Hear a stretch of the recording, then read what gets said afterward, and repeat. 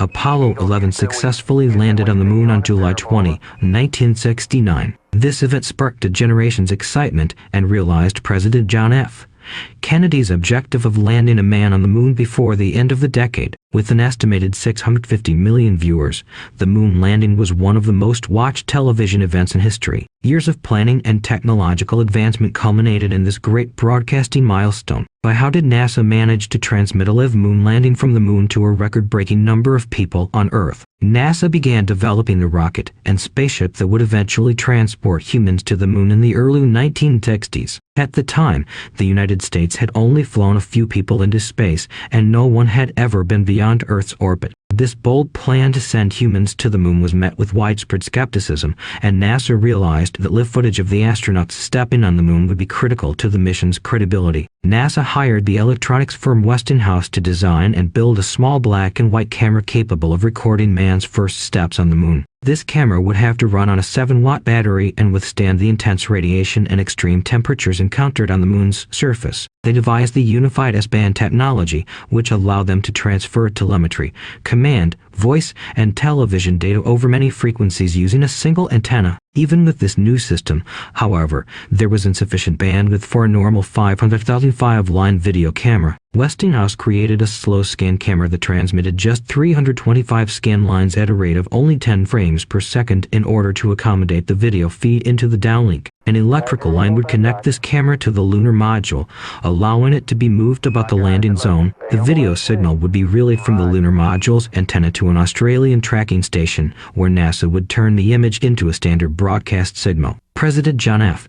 Kennedy pledged that the United States will put a man on the moon by 1970. He framed space as a new frontier for exploration, appealed to the U.S. patriotic pioneering tradition, and emphasized the historical necessity in a famous 1962 speech delivered at Rice Stadium in Texas. The country rallied behind him, and billions of dollars were poured into the Apollo program over the next 10 years. Apollos 8 and 10 broke new ground in space broadcasting, with Apollo 10 delivering the first ever live-color television transmissions from orbit. Neil Armstrong opened a storage assembly attached to the lander's bottom stage as he slid himself onto the porch of the lunar module. The black and white Westinghouse television camera was contained within it, surrounded by gold-colored installation blankets. The little camera was specially fitted to deal with the strong contrast between light and shade on the moon to ensure it was able to record photographs of the trip. A lightweight antenna on the lander's top was used to broadcast the image and sound signals. To reflect the signal 250,000 kilometers back to Earth,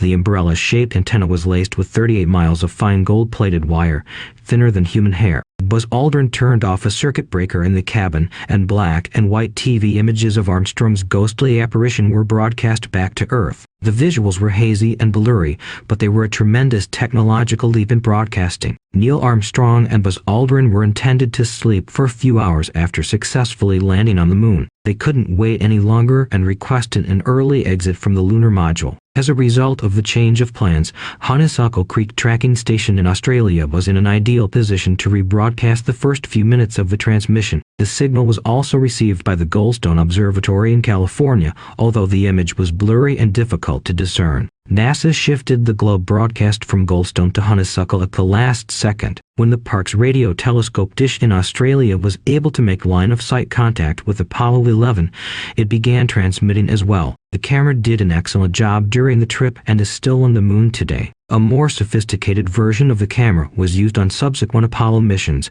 which could shoot in color and had improved low-light performance. The lunar rover was also equipped with cameras from Apollo 15, 16, and 17. The astronauts parked the rover at a safe distance when they left the moon's surface, and a camera operator at mission control would direct the camera to tilt up and follow the astronauts as they left the moon's surface. Despite the fact that we have never returned to the moon, we can appreciate the work that went into recording these momentous moments in a way that we will never forget. And when we do return to the moon, the superior camera technology available today will allow us to capture the experience even more beautifully. The images were uploaded to Earth-orbiting satellites, then broadcast back to NASA's Manned Spaceflight Center in Houston, and eventually to TV receiving centers across the world through additional satellite links. Due to the angle in which the television camera had been fixed aboard the lunar module for safe travel, the images broadcast from the moon were first upside down. The image was flipped for broadcast at Honeysuckle Creek. When the astronauts relocated the camera to a tripod, it was flipped back around. The post office's Goonhilly Antenna 1, fondly known as Arthur, in Cornwall received Britain's transmissions. Pip Greenaway, one of the engineers working at Goonhilly that night, talks about the obstacles of ensuring the transmission went off without a hitch in the video below. On any mission, a lot of data must be sent between the spacecraft and the ground operators, including telemetry, computer upload information, and voice communication. NASA understood that the Apollo missions would necessitate a unique communications system as early as 1962. Both the Mercury and Gemini programs used distinct radio systems for missions that only flew in Earth orbit. Ultra-high frequency, UHF, and very high frequency, VHF systems were used for two-way voice communications, uplinked data, and downlinked telemetry, while a C-band beacon on the spacecraft was queried by ground-based radar for tracking. At the time, the United States had only flown a few people into space, and no one had ever been beyond Earth's orbit. This bold plan to send humans to the moon was met with widespread skepticism, and NASA realized that live footage of the astronauts stepping on the moon would be critical to the mission's credibility. NASA hired the electronics firm Westinghouse to design and build a small black and white camera capable of recording man's first steps on the moon. This camera would have to run on a 7-watt battery and withstand the intense radiation and extreme temperatures encountered on the moon's surface. The signal was relayed from the Ellen antenna to tracking stations in New South Wales, Australia, including Goldstone, Honeysuckle Creek near Canberra, and Parkes Radio Astronomy Site. NASA utilized a scan converter to transform the image to a broadcast standard format with 525 scan lines and a higher frame rate of 30 frames per second. The signals were then transferred to Mission Control in Houston via microwaves to Intelsat Communications satellites and to landlines, where they were disseminated to the rest of the globe. The image was substantially deteriorated throughout the translation process, but it was nonetheless live footage of man's first steps on the moon. Okay, so that's it for today's. If you have liked the video, then make sure to comment down I like it, and I will see you in the next video.